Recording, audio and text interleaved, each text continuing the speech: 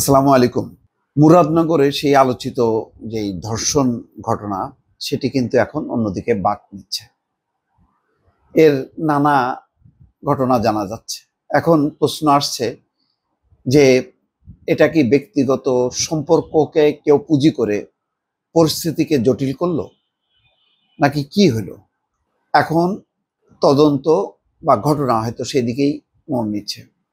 যার কারণে আগে যেভাবে সাদা চোখে দেখা হচ্ছিল এটা স্টেট মানে একটা ধর্ষণ ঘটনা, এখন কিন্তু তার যে নানা রকম তথ্যপাত্র সামনে আসছে তাতে দেখা যাচ্ছে এর একটা ভিন্ন চেহারা সামনে ফুটে উঠছে।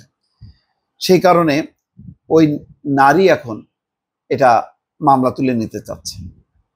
প্রথম দিকে সে উদ্বুদ্ধ হয়েছে কেন সেটাও পরিষ্কার না।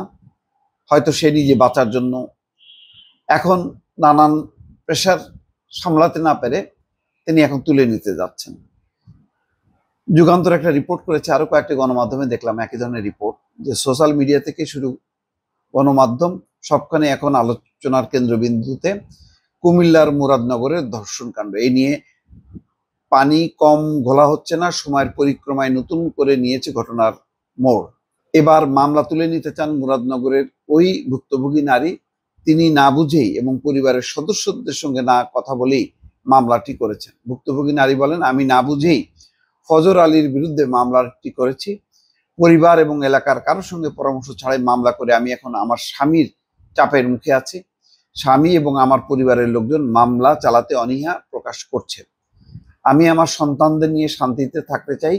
কারো বিরুদ্ধে মামলা মোকদ্দমা ভালো লাগে না, আমি মামলাটি তুলে নেব। এদিকে মুরাদনগরের এই ঘটনার নতুন একটি ভিডিও ভাইরাল হয়েছে।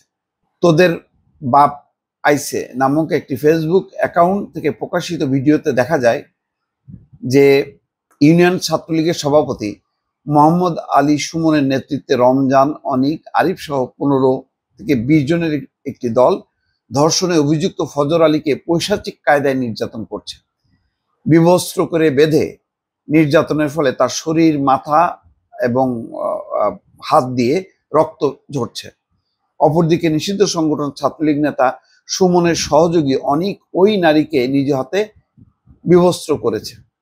নারীকে বিবস্ত্র করে দুজনকে একসঙ্গে করে হাত পা বেঁধে ভিডিও ধারণ করেছে। তার মানে হচ্ছে যে এরা ওত পেতেছিল ওই ফজর আলীকে হাতে নাতে ধরে তাকে বেজ্জতি করবে।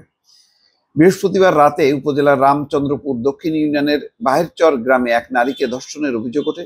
স্থানীয়রা বিষয়টিকে পরকীয়া হিসেবে দাবি করলেও ভুক্তভোগী নারী জানান তার সঙ্গে ফজর আলীর আর্থিক লেনদেনের সম্পর্ক আছে। এদিকে এই ঘটনায় পুলিশ পৃথক দুটি মামলায় 5 জনকে গ্রেপ্তার করেছে। স্থানীয় ইউপি চেয়ারম্যান গোলাম কিবরিয়া খোকন বলেন, ওই নারী এবং ফজর আলীর মধ্যে পরকীয়া সম্পর্ক ছিল। 2 মাস আগে ফজর আলীর ছোট ভাই শাহপরান ওই নারীর সঙ্গে তার ভাইয়ের পরকীয়া নিয়ে ফেসবুকে স্ট্যাটাস দিয়েছিল। তাদের পরকীয়ার বিষয়টি আমাদের এলাকার সবাই জানে। এছাড়া ওই পরিবারের সঙ্গে ফজর আলীর আর্থিক লেনদেন আছে। সেই সুবাদে ফজর আলী ওই বাড়িতে নিয়মিত আসা যাওয়া করত। নিষিদ্ধ ছাত্রলীগ নেতা সুমন ঘটনার নেপথ্যের কারিগর বলে ইউপি চেয়ারম্যান বলেন, ঘটনাটিকে এত বড় করার নেপথ্যের কারিগর হচ্ছেন ছাত্রলীগ সভাপতি মোহাম্মদ আলী সুমন। তারা আগে থেকেই ওত পেতে থেকে দুজনকে ধরেছে, পরে পরিকল্পিতভাবে বিবস্ত্র এবং নির্যাতন করে এসব ভিডিও সামাজিক যোগাযোগ মাধ্যমে ভাইরাল করেছে। নিষিদ্ধ ছাত্রলীগ নেতার নেতৃত্বে ওই চক্রটি ভিন্ন কোনো উদ্দেশ্যে এখনো কাজ করে থাকতে পারেন বলে তিনি মনে করছেন। এদিকে বাহেরচর এলাকার ইউপি সদস্য বলেন, ফজর আলী একটা খারাপ লোক। এলাকার বিভিন্ন নারীদের পিছনে ঘুরে ঘুরে অপকর্ম করাই তার কাজ। তার সঙ্গে ওই নারীর দীর্ঘদিনের সম্পর্ক, এটা এলাকার সবাই জানে। স্থানীয় পেয়ারা বেগম বলেন, ফজর আলীর সঙ্গে ওই নারীর 4 বছর যাবৎ পরকীয়া প্রেম চলছিল। তাকে হাতে নাতে ধরার জন্য সেদিন রাতে ওত পেতেছিল সুমন, রমজান, অনেক সহ 15 থেকে 20 জন।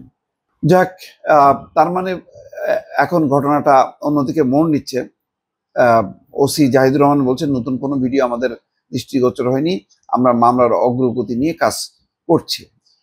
তো হয়তো এই ভিডিওটা দেখলে বিষয়টা পাল্টে যেতে পারে, অথবা তাদেরকে জিজ্ঞাসাবাদ করলে হয়তো পরিস্থিতিটা ভিন্ন দিকে চলে যাচ্ছে। এখন নারী যখন নাকি সেই মামলা প্রত্যাহার করে নিতে চাচ্ছে, তাহলে বিষয়টা কিন্তু আরেক দিকে গড়াচ্ছে। ঠিক স্টেট আগে যেভাবে ধারণা করা হচ্ছিল যে জোরপূর্বক ঘরে ঢুকে ধর্ষণ ঘটনা, হয়তো সেটা না, অন্যদিকের ঘটনা হয়তো সামনে আসতে পারে। দর্শক ভালো থাকবেন, আল্লাহ হাফেজ।